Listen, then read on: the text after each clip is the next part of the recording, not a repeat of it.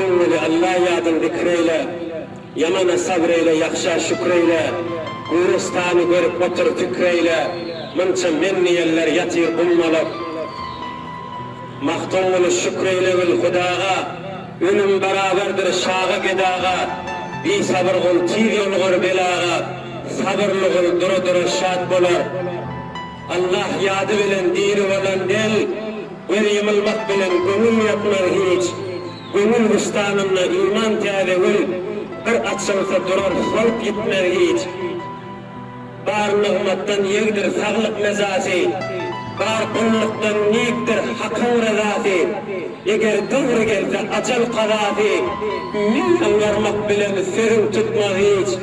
Adam oğlu mınne gelin gitmeye, görüp dururken barcak yerin yatmağa, cehd ederken çalınıp cahan tutmağa, meğer bir işlere aklın yetmez hiç. Yigitler sözüme vur kulak asan, yigitler sözüme vur kulak asan, dünya dostluğun tamasın kesin, haysiyan kök korda ışkın göversin, yatsan tursan hıyalımdan gitmez hiç.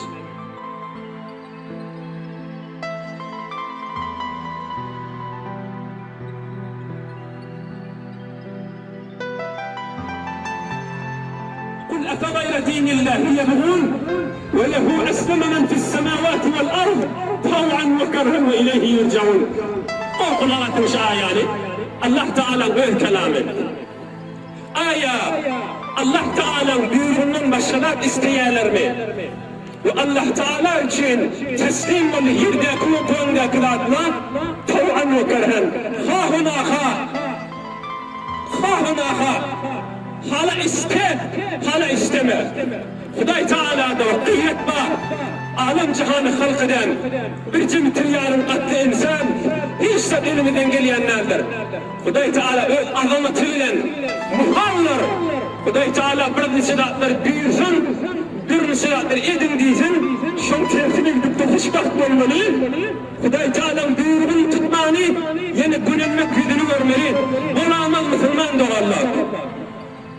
Dostlar, yoldaşlar, yanına geleyenlerle inanma, sana da asıl yürüye uymayacaklardır.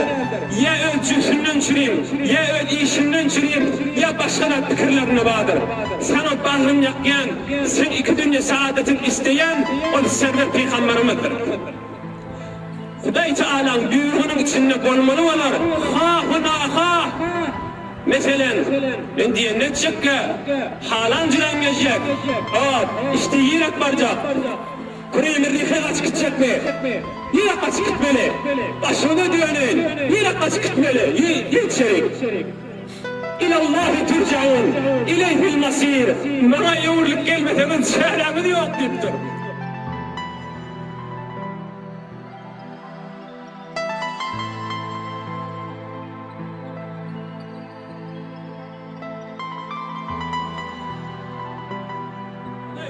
Dostların hürmetine, evliyanın hürmetine, ayağlıqlarına iffet verden, arassalık verden, kadim Türkmen dinanlardan, kadim Türkmen dinanlardan, bay evliyana geçiptir, takva dinana geçiptir, geceler turup, helaliklerde, dualar edip, ağlar geçiptirler, Türkmenlerimize, inni köyün vesile imanla yaşasınlar, inni köyün vesile ağlı birlikte yaşasınlar, inni köyün vesile din diyanetleri verip dursunlar, öyle atalarımızdan helaliklerde ağlar geçiptirler, kul bir keyif edip onun dualarının bereketini yaşak gelipler, belki Huday Teala, öyle dinin hürmetine, evliyanın hürmetine, şöyle azizliğin hürmetine, ayağlıqlarında doğru imanlarına kuvvet verip, dinimize hizmet edip, cavan dostlarımızla, kadim dini yortayan sahabine yanıp olup,